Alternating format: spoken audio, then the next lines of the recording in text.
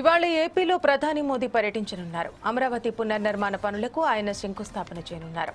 అలాగే పలు అభివృద్ధి కార్యక్రమాలకు పీఎం శ్రీకారం చుట్టనున్నారు. ఢిల్లీ నుంచి మధ్యాహ్నం 2:55 ప్రధాని మోదీ గన్నవరం ఎయిర్పోర్టుకు ల్యాండ్ అవుతారు. ఆ తర్వాత అక్కడి నుంచి ప్రత్యేక హెలికాప్టర్లో వెలుగపూడి సచివాలయం దగ్గర ఏర్పాటు చేసిన హెలిప్యాడ్కు మోదీ చేరుకుంటారు. ప్రధానికి CM Chandrababu, deputy CM Pawan Kalyan ఘన స్వాగతం పలుకుతారు. అనంతరం హెలిప్యాడ్ నుంచి సభా వేదిక వరకు ప్రధాని రోడ్ షో నిర్వహిస్తారు. సభాస్థలికి చేరుకున్న తర్వాత అమరావతి రీలాంచ్ కు సంకేతంగా ప్రభుత్వం ఏర్పాటు చేసిన పైలాన్ ఆయన ఆవిష్కరిస్తారు. అమరావతి ఇంగ్లీషు పదంలోని మొదటి అక్షరం ఏ ఆకారంలో ఈ పైలాన్ను ఏర్పాటు చేశారు. 21 అడుగుల ఎత్తుతో పూర్తి గ్రానైట్ స్టోన్తో ఈ పైలాన్ను నిర్మించారు.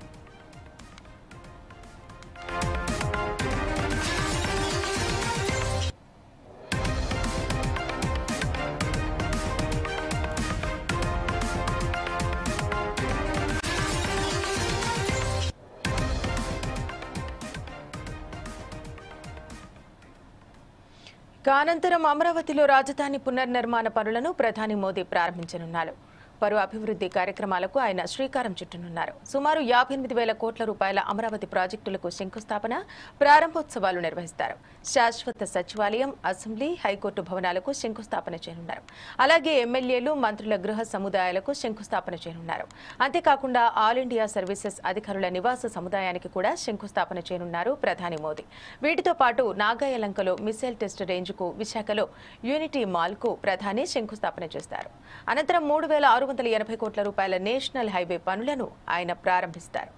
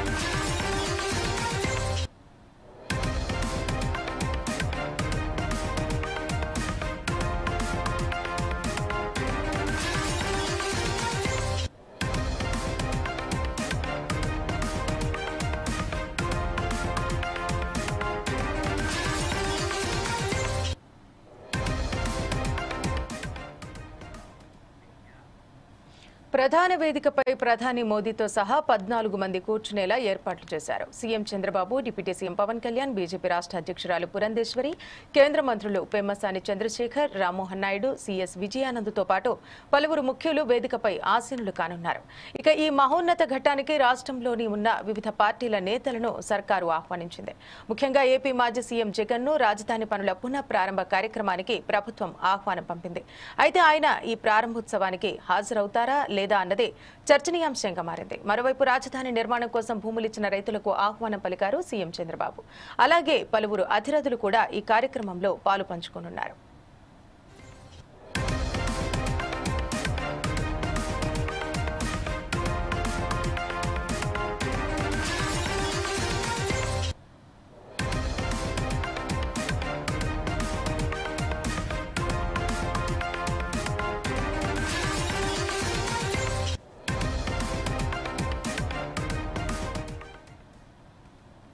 ప్రధాని మోదీ పర్యటన నేపథ్యంలో భద్రత కట్టుదిట్టం చేశారు అధికారులు. అమరావతి పరిధిలో డ్రోన్లు, బెలూన్ల ఎగరవేతపై నిషేధం విధించారు. ఒకవేళ ఎవరైనా నిబంధనలు ఉల్లంఘిస్తే కఠిన చర్యలు తీసుకుంటామంటూ హెచ్చరించారు. ఇప్పటికే సభా ప్రాంగణాన్ని తమ ఆధీనంలోకి తీసుకుంది ఎన్ఎస్జీ. భద్రత కోసం 6,500 మంది సిబ్బందిని నియమించారు. పర్యవేక్షణ కోసం 37 మంది ఐపీఎస్ అధికారులతో పాటు వారికి సహాయంగా ట్రైనీ ఐపీఎస్లను కేటాయించారు. మరోవైపు ఈ సభకు రాష్ట్రం నలుమూలల నుంచి దాదాపు 5 లక్షల మంది తరలివస్తారని అధికారులు అంచనా వేస్తున్నారు. ఎక్కడా తొక్కిసలాట జరగకుండా బారికేడ్లు పెట్టారు. వేదిక కనిపించేలా ఎల్ఈడీ స్క్రీన్లను ఏర్పాటు చేశారు. అలాగే భోజనం, తాగునీటి సదుపాయంతో పాటు మజ్జిగ ప్యాకెట్లను అందుబాటులో ఉంచారు. వాహనాల పార్కింగ్ కోసం సుమారు 256 ఎకరాలను కేటాయించారు.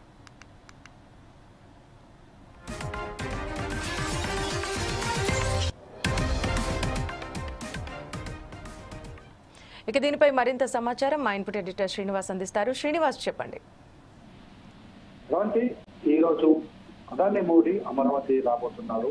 ఏదైతే అమరావతి పునరంకిత సభలో ప్రధాని మోడీ పాల్గొనబోతున్నారు. ప్రధాని రాక సందర్భంగా మొత్తం విజయవాడ అమరావతి రోడ్లన్నీ కూడా కట్టుదిట్టమైన భద్రతతోనే పోలీసు బందోబస్తుని పూర్తి స్థాయిలో ఉందని చెప్పొచ్చు. ఎందుకంటే ఉగ్రవాద దాడి, ఆ తర్వాత దేశంలో తలెత్తే ప్రమాదాలు అన్ని కూడా దృష్టిలో పెట్టుకుని మొత్తం సెక్యూరిటీని అంతా కూడా ఎన్ఎస్జీ దళాలు పూర్తి స్థాయిలో చూస్తున్నాయి. అయితే ఒకసారి ప్రధానికి సంబంధించి చూసుకుంటే కనుక పర్యటన వివరాలు కరెక్ట్ గా 2:15 ప్రధాని మోడీ గన్నవరం ఎయిర్పోర్ట్ చేరుకుంటారు. అక్కడ మోడీకి మంత్రులు అదేవిధంగా బీజేపీ నేతలు స్వాగతం పలకబోతున్నారు. ఆ తర్వాత అక్కడే ఉండి 3:15 ప్రధాని మోడీ సచివాలయానికి చేరుకుంటారు. సచివాలయం దగ్గర హెలీప్యాడ్ దగ్గర బాగా చంద్రబాబు నాయుడు అదేవిధంగా ఉప ముఖ్యమంత్రి పవన్ కళ్యాణ్ ప్రధాని మోడీకి స్వాగతం పలకబోతున్నారు. మధ్యాహ్నం 3:30 ప్రాంతంలో సభాస్థలికి చేరుకుంటారు మోడీ. ఆ తర్వాత పలు ప్రాజెక్టులకు సంబంధించి అక్కడ శంకుస్థాపనలు చేయబోతున్నారు. దాదాపు 57,000 కోట్లకు సంబంధించిన ప్రాజెక్టులు ప్రధాని మోడీ అక్కడ శంకుస్థాపన చేయబోతున్నారు. అదేవిధంగా సాయంత్రం తిరిగి 4:55 తిరిగి గన్నవరం ఎయిర్పోర్ట్ కి వెళ్తారు. అయితే అమరావతి పునరంకిత సభలకు సంబంధించి ఒక పైలాన్ కూడా ఏర్పాటు చేస్తున్నారు. ఆ పైలాన్ ను ప్రధాని మోడీ ఆవిష్కరించబోతున్నారు. ఏ అనే అక్షరంతో, అంటే అమరావతి అనే అక్షరం సంబంధించి ఏ మొదటి అక్షరం కాబట్టి ఏ ఆకారంలో ఒక పైలాన్ రూపొందించి 21 అడుగుల పైలాన్ రూపొందించారు. దాన్ని ప్రధాని మోడీ ఆవిష్కరించబోతున్నారు. అయితే మోడీ పర్యటన సందర్భంగా చాలా చోట్ల ట్రాఫిక్ ఆంక్షలు ఉన్నాయి. ట్రాఫిక్ ఆంక్షలకు సంబంధించి చూసుకుంటే కనుక రాత్రి 10 గంటల వరకు కూడా ఈ ట్రాఫిక్ ఆంక్షలు ఉండబోతున్నట్టు కూడా తెలుస్తుంది. వివిధ ప్రాంతాల నుంచి వచ్చే వాహనాలు ఏవైతుంటే వాటన్నిటిని కూడా విశాఖ వైపుకు మళ్లించారు. అదేవిధంగా భారీ వాహనాలు ఏవైతున్నాయో కొట్టివాడ టోల్ ప్లాజా మీద దగ్గర నిలిపివేస్తున్నారు. అదేవిధంగా హైదరాబాద్ నుంచి వచ్చే వాహనాలు ఏవైతే ఉన్నాయో అవన్నీ కూడా ఇబ్రాహీంపట్నం టెర్మినల్ దగ్గర ఆ మోడీ తిరిగి ఢిల్లీకి ప్రయాణం అయ్యేంత కూడా వాటిని అక్కడే నిలిపివేశారు. అయితే ఇప్పుడు ప్రధానంగా అమరావతి పునరంకిత సభలో ప్రధాని మోడీ ఏం మాట్లాడబోతున్నారు అనేది ఇప్పుడు ఒక ఉత్కంఠ నెలకొంది. ఎందుకంటే 2012లో 13లో ఎప్పుడైతే అమరావతి ఏర్పడినప్పుడు ప్రధాని మోడీ రావడం జరిగింది. అప్పుడు అమరావతికి సంబంధించి మట్టిని తీసుకురావడం జరిగింది. అమరావతి నిర్మాణానికి సంబంధించి ఆ రోజు తోడ్పాటు అందిస్తామని చెప్పారు. మళ్ళీ తిరిగి 10 ఏళ్ల తర్వాత మళ్ళీ అదే అమరావతికి రావడం జరిగింది. ఇప్పటికి కూడా అక్కడ రాజధాని అనే ఈ మధ్యనే దాన్ని గెజెట్ రూపొందించారు. ఇక రాజధాని నిర్మాణానికి సంబంధించి మరోసారి మోడీ ఏ విధమైన హామీలు ఇవ్వబోతున్నారన్నది చూడాల్సి ఉంది. అదేవిధంగా ప్రధానంగా ఇప్పుడు ఉగ్రదాడి నేపథ్యంలో ప్రధాని గత రెండు సభల్లో కూడా పాకిస్తాన్ మీద నిప్పులు చెరిగారు. భారత్ వైఖరి ఏంటో స్పష్టం చేయడం జరిగింది. అదేవిధంగా ప్రజలు పునరంకితం కావాలి అనే ఒక సందేశం కూడా ప్రధాని మోడీ గత 2 సభల్లో ఇచ్చారు. ఈ రోజు జరగబోయే సభలో కూడా ప్రధాని ఏం మాట్లాడతారు, తెలుగు రాష్ట్రాలకు సంబంధించి ముఖ్యంగా ఆంధ్రప్రదేశ్ సంబంధించి ఏ విధమైన కాయిదాలు ప్రకటిస్తారు, అదేవిధంగా ఉగ్రవాదానికి సంబంధించి కేంద్ర ప్రభుత్వం తీసుకుపోయే నిర్ణయాలు ఏంటి, ఆ నిర్ణయాల వెనుక ఉన్న ఆంతర్యాలు ఏంటి అనే అంశాలన్నిటి మీద కూడా మోడీ ఈ సభలో ప్రసంగించబోతున్నారు. సరిగ్గా 4:55 తిరిగి ఢిల్లీ ప్రయాణం కాబోతున్నారు. దేశంలో నెలకొన్నటువంటి పరిస్థితుల దృష్ట్యా మోదీ గారికి భారీ భద్రత ఏర్పాట్లు కల్పించాల్సిన అవసరం ఉంది. అయితే ఇప్పుడు అక్కడ సభ జరిగే ప్రదేశంలో అంటే ఎన్ని ఎకరాల విస్తీర్ణంలో ఈ సభా వేదిక ఏర్పాటు జరిగింది, అంతేకాకుండా ఎంతమంది పోలీసులతో బందోబస్తు నిర్వహించడం జరుగుతోంది అక్కడ? ఇక్కడ దాదాపుగా మనకున్న లెక్కల ప్రకారం రాష్ట్ర పోలీసు యంత్రాంగం అంతా కూడా 5,000 మందికి పైగా ఏదైతే సభ జరుగుతుందో సభా ప్రాంగణం చుట్టూ, అదేవిధంగా ప్రధాని ఏదైతే ఏ మార్గాన వస్తున్నారో ఆ మార్గాన పూర్తి స్థాయిలో బందోబస్తును ఏర్పాటు చేశారు. ముఖ్యంగా ఏంటంటే ప్రధాని వస్తున్నప్పుడు వివిధ మార్గాలను ఎంచుకోవడం జరుగుతుంది. అంటే ఒక మార్గంలో ఏదైనా అవాంతరం ఏర్పడితే ఇంకో మార్గం ద్వారా వెళ్లేందుకు అక్కడ ఏర్పాట్లు కూడా చేసుకుంటారు. ఇక్కడ కూడా అదే తరహా ఏర్పాట్లు చేసుకున్నారు. అదేవిధంగా సభా ప్రాంగణానికి సంబంధించి ఎందుకంటే ఉగ్రదాడి నేపథ్యంలో ఆ తర్వాత జరుగుతున్న సభల్లో అన్ని చోట్ల కూడా కట్టుదిట్టమైన భద్రతను ఏర్పాటు చేశారు. ముఖ్యంగా నేషనల్ సెక్యూరిటీ గార్డ్స్ ఈ భద్రతను దగ్గరుండి చూసుకుంటున్నారు. గత 5 రోజుల నుంచి కూడా ఎస్పీజీ దళాలంతా కూడా అక్కడే ఉండి మొత్తం భద్రతా వ్యవహారాలన్నింటినీ కూడా స్థానిక పోలీసులతో కలిపి అక్కడ చూసుకోవడం జరుగుతుంది. ఆ దశలోనే భద్రతను కూడా ఏర్పాటు చేశారు. ఏదైతే ప్రాంగణం ఏదైతే ఉంటుందో ఆ ప్రాంగణానికి ప్రధాని మోడీ ఏదైతే వేదిక మీద కూర్చుంటారో ప్రధాని మోడీతో పాటుగా మరో 13 మందిని మాత్రమే వేదిక పంచుకోబోతున్నారు. అందులో సీఎం చంద్రబాబు నాయుడుతో పాటుగా అదేవిధంగా కేంద్ర మంత్రులు, ఉప ముఖ్యమంత్రి పవన్ కళ్యాణ్, అదేవిధంగా పలువురు ఉన్నతాధికారులు. అంటే ఓవరాల్ గా చూసుకుంటే 14 మందికి మించకుండా స్టేజీ ఉండబోతుంది. ఆ స్టేజీ మొత్తం కూడా ఎన్ఎస్జీ దళాల చేతుల్లోనే ఉంటుంది. ఎందుకంటే వాళ్ళు పూర్తి స్థాయిలో అప్రమత్తంగా ఉండాల్సిన అవసరము ప్రస్తుతం బాధ్యత కూడా ఉంది కాబట్టి ఆ దిశగా ఉంది.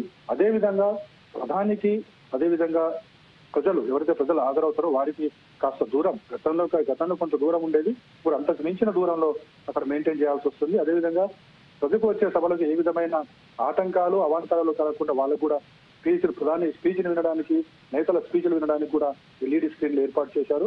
అదేవిధంగా వాహనాలు ఏవైతే ఉన్నాయో వాహనాలు పూర్తిగా సభా ప్రాంగణానికి చాలా దూరంలో ఏర్పాటు చేయడం జరిగింది. ఎందుకంటే ఇప్పుడున్న భద్రత దృష్ట్యా మొత్తం వాహనాలు వేటిని కూడా ఆ దగ్గరికి రానిచ్చే పరిస్థితి లేదు.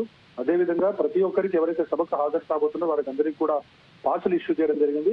ఆ పాసులు ఉన్న వాళ్ళకు మాత్రమే లోనికి పంపిస్తారు. అదేవిధంగా మీడియా సిబ్బంది కూడా పాసులు ఇష్యూ చేయడం జరిగింది. వాళ్ళకు కూడా కేటాయించిన స్థానాల్లో కూర్చోవాల్సి ఉంటుంది. ఎందుకంటే ఇది మామూలుగానైతే కొద్దిగా రిలాక్స్ ఉండేది, కానీ ఇప్పుడున్న పరిస్థితుల్లో అలా రిలాక్స్ అనేది లేనే లేదు. ఖచ్చితంగా అందరూ కూడా ఏవైతే రూల్స్ ఉన్నాయో ఆ రూల్స్ అన్ని పాటించాల్సిందే. ప్రధాని మోడీ తిరిగి ఢిల్లీ వెళ్లేంత వరకు కూడా పోలీసులకైతే ఇక్కడ కత్తి మీద సాము లాంటిదే అనుకోవచ్చు. శ్రవంతి. Thank you Srinivas.